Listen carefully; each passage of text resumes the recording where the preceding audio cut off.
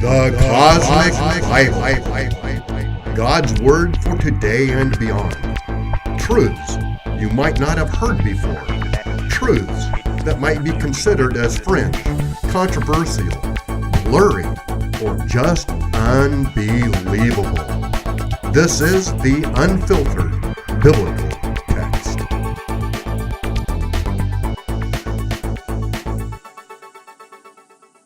Hey, hello, and welcome to the Cosmic Bible, God's Word for today and beyond, and this edition of the video series Eternity, From There and Back Again, God's Plan Through the Ages, a Supernatural Conflict. So thank you for joining me.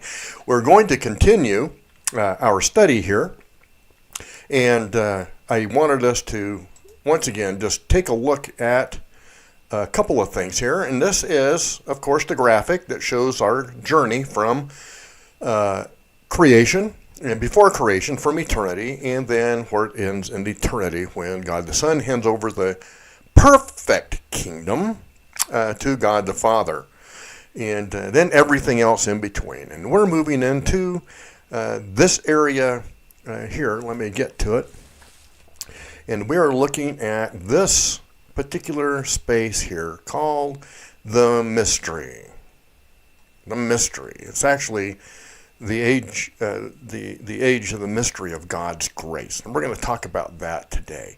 Sometimes it's been called man under grace. Sometimes it's been called the church age and so forth. But we're going to talk about all of that today and hopefully bring some clarification to that understanding. So as we continue on, what we're going to be looking at as we move through the study, this present age, this current age in which we are in, is not the kingdom age. This current age and where we live today is not the kingdom age. And it's not truly the church age, but that is a term that's been used to describe it. And also what we need to look at is the church, or what we often call the church or understand as a church, is not the kingdom. And so there's a lot of controversial truth that's going to be given to you today. And you need to study God's Word on your own, and you're going to have plenty of opportunity and verses to study this for yourself. But we're moving into this specific section that we're looking at specifically where we live today. And to do that, we're going to look at Ephesians chapter 3, and we'll read verses 1 through 6. So we read this. Ephesians chapter 3. For this reason I, Paul, now remember Paul is a prisoner of Christ. He's in Rome at this point in time. Probably after the close of the book of Acts, or towards that end. Now, assuming, he continues, that you have heard of the stewardship of God's grace that was given to me for you.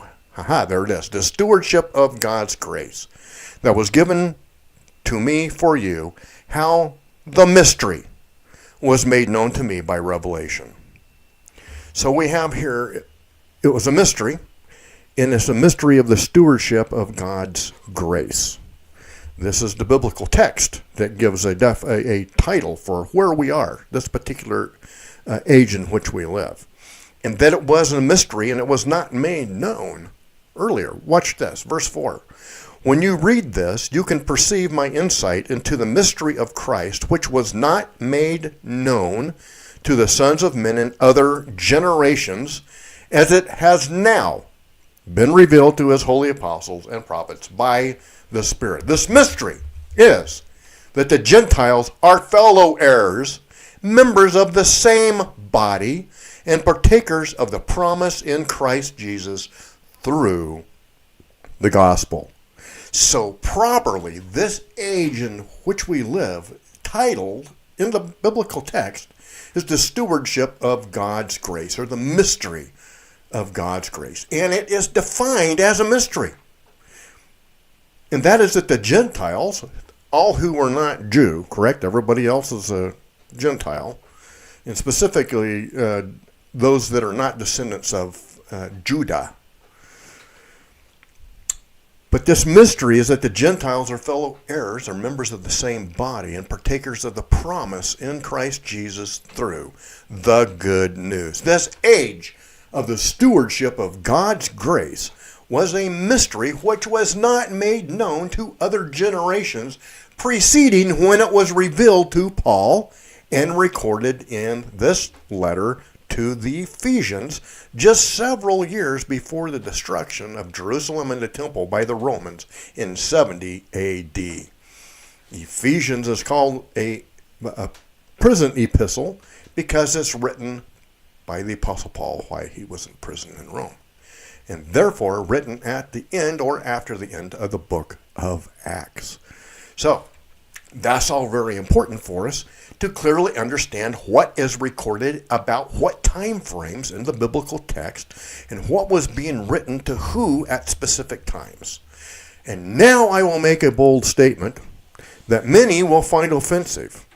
And I mentioned it before, but I will point this out. This age is not the kingdom. This age is not the kingdom age. And what is known as the church is not the kingdom. There we go.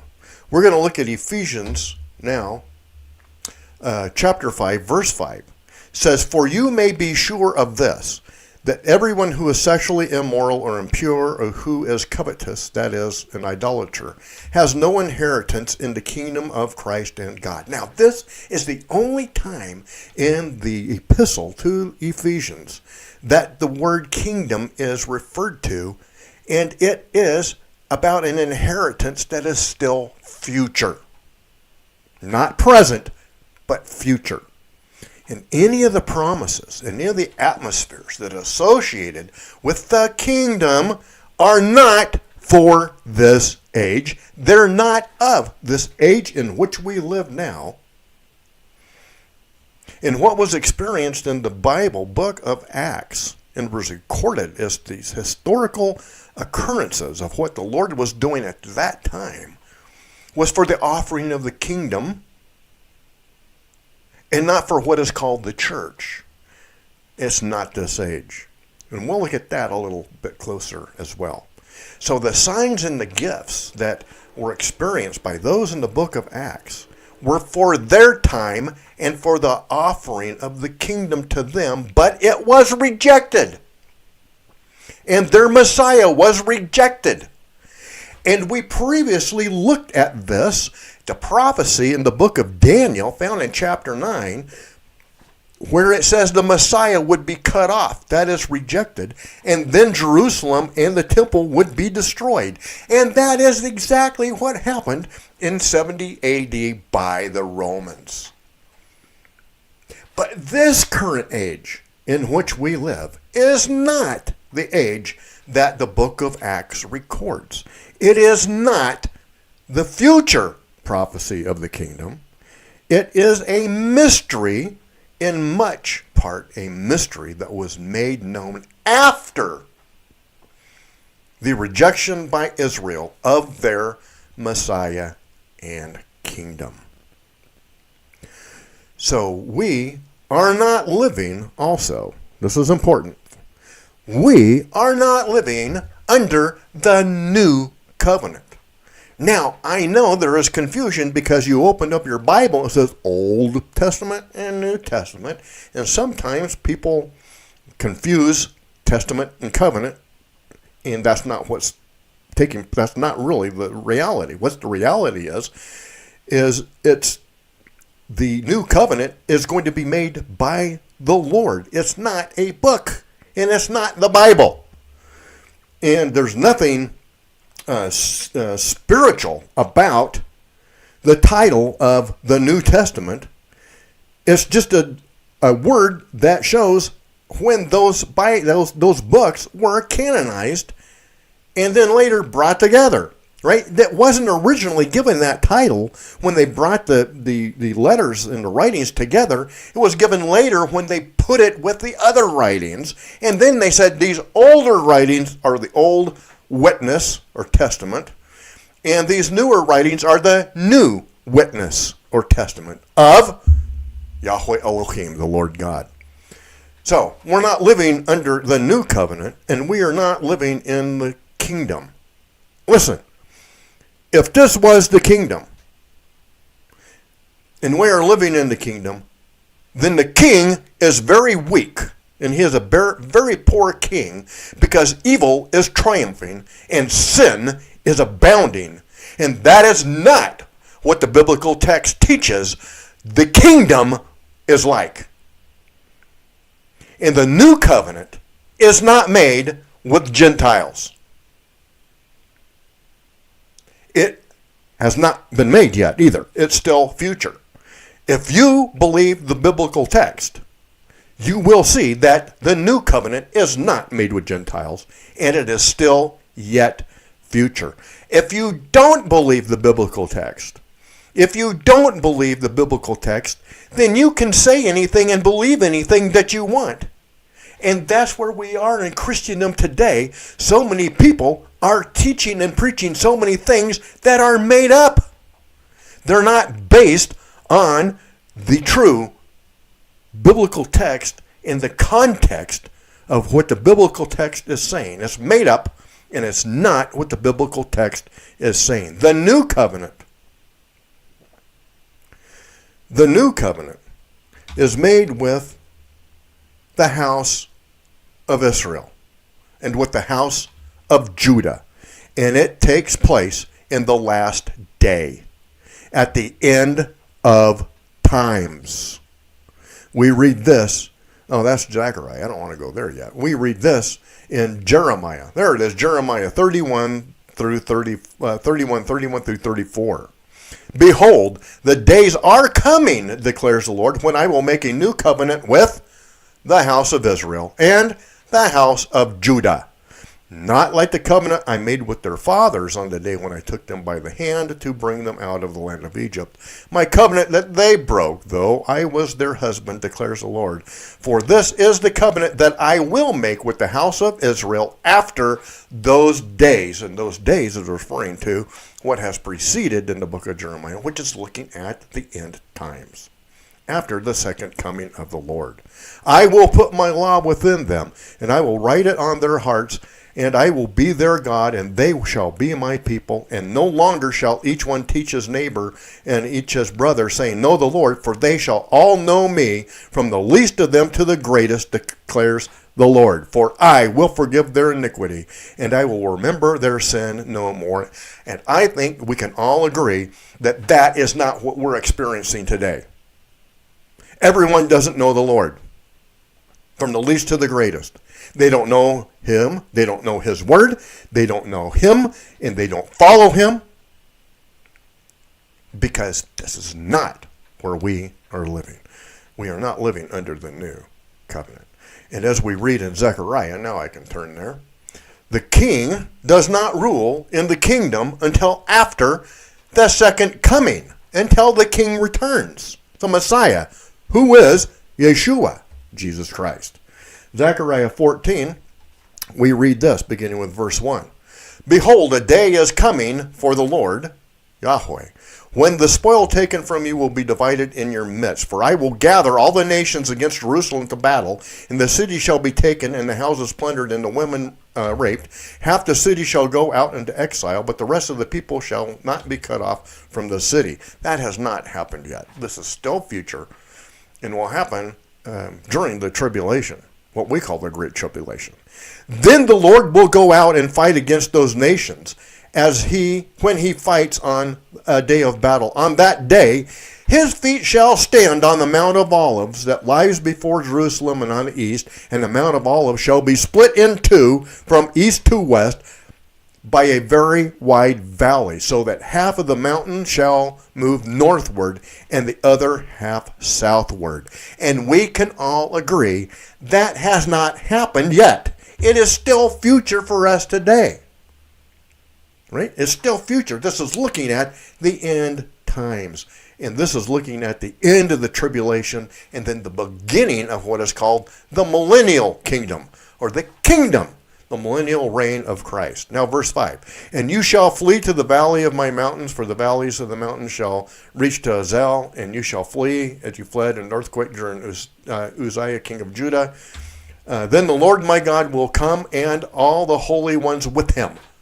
Then Yahweh will come, and the holy ones with him. This is talking about the second coming. On that day there shall be no light, cold, or frost.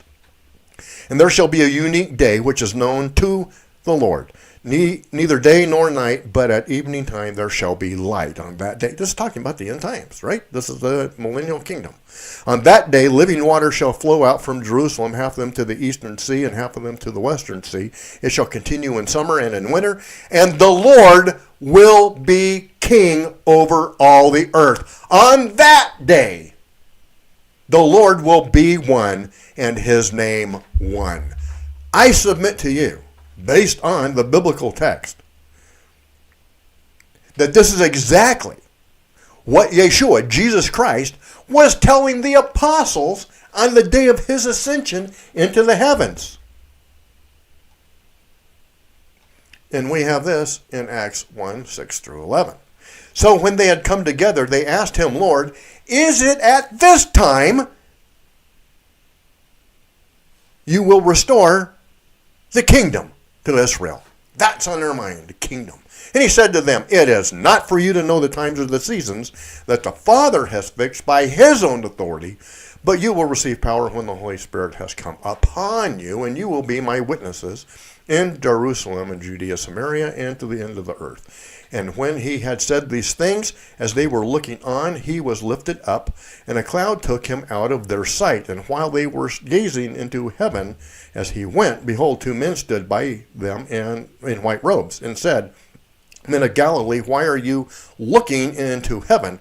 This Jesus who was taken up from you into heaven will come in the same way as you saw him go into the heavens. And that is exactly what we're reading in the Old Testament and the prophecies. That when he returns, then these things will happen. And he will return exactly the same way that he ascended. He will come with the clouds. And when he comes with the clouds. Now, this is not talking about the harpazo or the rapture. This is talking about his actual physical second coming when he touches down on planet Earth that we just read about in Zechariah. And the Mount of Olives in the rest is split in two. And then he reigns as king. It's still future.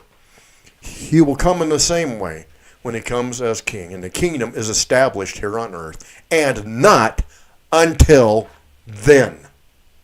My friends, I believe wholeheartedly that you are so much more important, that we are so much more fortunate to be living in this age of the stewardship, the mystery of the stewardship of God's grace, than if we were in the kingdom. And I know people will say, Pastor Steve, you're crazy. The kingdom is going to be perfect. Yes, that's true. Parts of the kingdom will be perfect, such as the New Jerusalem when it comes down out of the heavens, as we read in Revelation chapter 21. And Israel as a nation will live in peace, and the lion will lay down with the lamb there. But that's not speaking of the whole world. The rest of the world in the nations, not so much is going to be good for a long while, because the Messiah, Yeshua, Jesus Christ, will have to conquer the world. He will gain control, and he will do so with a strong arm and a rod of iron.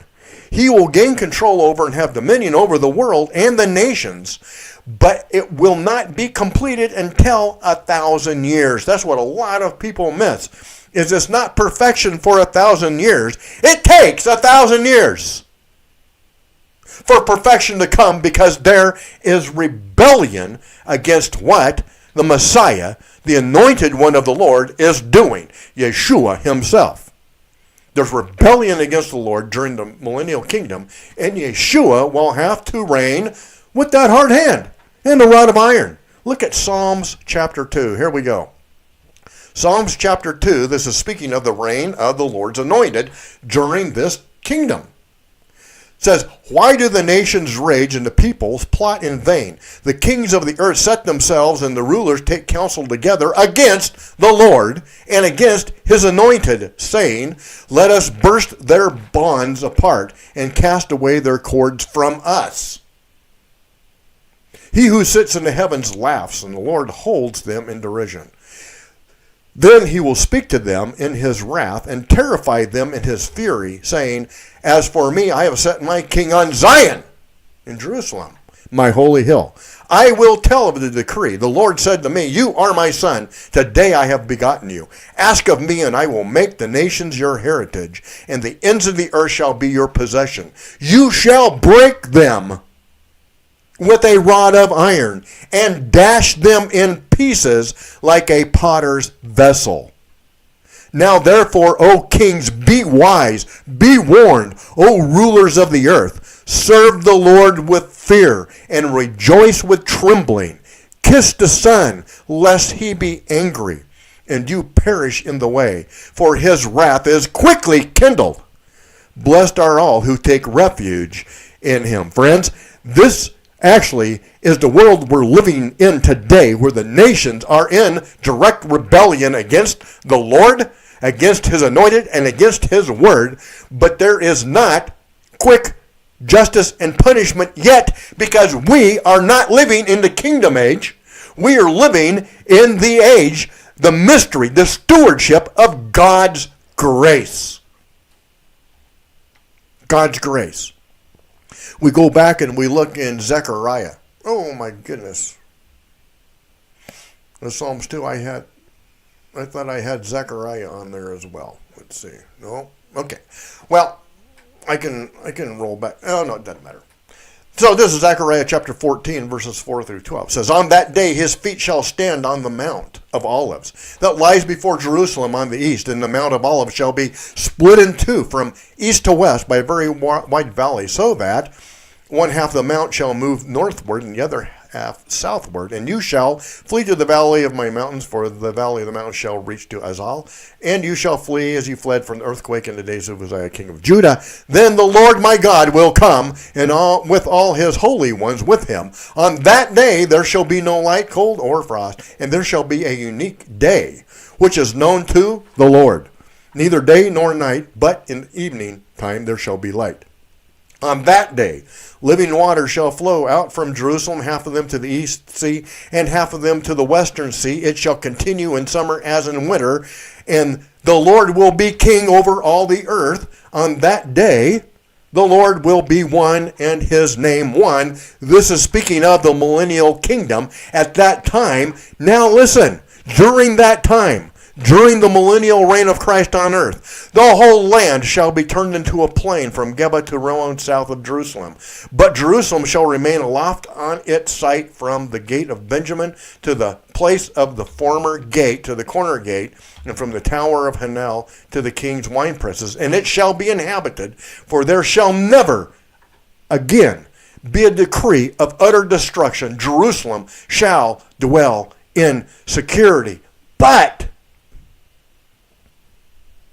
And this shall be the plague with which the Lord will strike all the peoples that wage war against Jerusalem.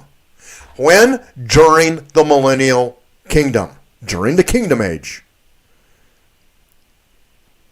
This is the plague with which the Lord will strike all the peoples that wage war against Jerusalem. Their flesh will rot while they are still standing on their feet.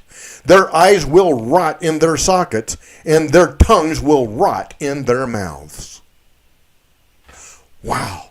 Both Psalms 2 and Zechariah 14, from verse 4 plus, are speaking of the future during the kingdom age, the millennial kingdom, and the reign of Yeshua, the anointed one, the Messiah. There will be rebellion during the kingdom age, and the Lord God will respond promptly and harshly. The Lord will quickly punish for disobedience to him and his word, not as he responds today during this time of the stewardship, the mystery of the stewardship of God's grace. We are not living in the kingdom. We're living in this age, the stewardship of God's grace, and we should be absolutely thankful. This age, this mystery of God's grace will end one day at what some refer to as the rapture. In the Greek, it's harpazo. It means the catching up. And that's the catching up of the believers. Those believers from the very beginning to the end on that day. Old and New Testament, it doesn't matter. The believers will be resurrected if they had died. And if they are not dead, they shall be caught up. And we read that in 1 Thessalonians chapter 4, verses 13 to 18. But we do not want you to be uninformed, brothers, about those who are asleep, that you may not grieve as others do who have no hope. Since we believe that Jesus died and rose again, even so through Jesus God will bring with him those who have fallen asleep. For this we declare to you by a word from the Lord, that we who are alive, who are left until the coming of the Lord, will not precede those who have fallen asleep. For the Lord himself will descend from heaven with a cry and command, with the voice of the archangel, and with the sound of the trumpet of God. And the dead in Christ will rise first. Then we who are alive and who are left will be caught up together with them in the clouds to meet the Lord in the air. And so we will always be with the Lord. Therefore, encourage one another with these words. We are to encourage, we are to comfort others with these words of truth from the Lord himself, not to look for comfort in the world or to think we will bring about peace on this earth, which we will not, and we will not establish the kingdom. And we are not living in the kingdom. We are living in a time when it is the easiest to respond to the Lord. This is the mystery of the stewardship of God's grace. Today.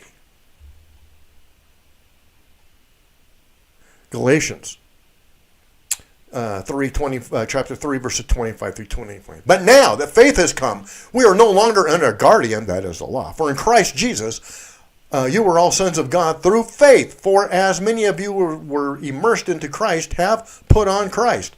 There is neither Jew nor Greek, there is neither slave nor free, there is neither male nor female. You are all one in Christ Jesus. And if you are Christ, then you are Abraham's offspring, heirs according to the promise. Remember, the promise overarches and undergirds everything. This time, though, in which we're living, is the easiest time for people to respond to the Lord.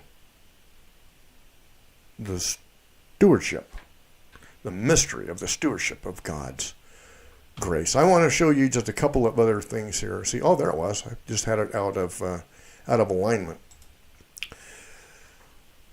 So what we're speaking about is, on this particular graphic, we're living in this time period right here. This is the mystery, the stewardship of God's grace is right here. And it ends at the harpazo, which then brings about the 7 years of tribulation and then the millennial kingdom. And this is the law up to that point. This area, this is when in Acts, when the kingdom was offered and re-offered and rejected, and this has resulted in where we are today. Now, this graphic is as though this time never existed. Look at this. See this? This is the way it is today, and we're living here. But when we are removed, harpazo, caught up, it will be just as though this gap right here never existed. And look what happens. They reject. They reject. And immediately, the 7 years of tribulation begin. You see, that is what was prophesied. That is the Old Testament. And the mystery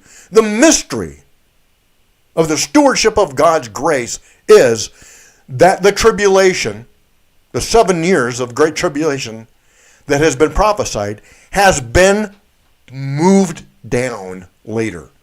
And inserted instead is this opportunity for you and for I to place our faith, to believe in Yeshua, and to be brought in as children of God through the promise.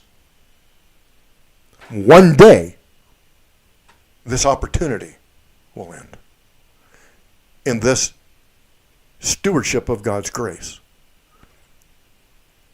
will no longer be here. Remember,